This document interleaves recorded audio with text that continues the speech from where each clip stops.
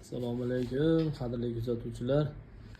Bugungi mehmonimiz kelajakda O'zbekiston xalq hofizi bo'ladigan Ilyosbek. Ha, aka. Qayga festivalga ketyapsiz uka? Qoraqalpoqqa. Qanaqa festival u? U Bozatov respublika bosqichi. Yoshlar o'rtasida. Iste'dodli yoshlar ovozi tanlovi bo'lib o'tyapti. Qanaqa qo'shiq aytib berasiz bu yerda? Katta ashula. Bitta aytib beramiz muxlislarga ham. Bog'ara qo'ysang qadam, gulg'uncha qolmay handadur.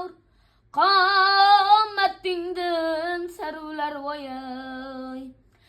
Arar qadinga bandadur.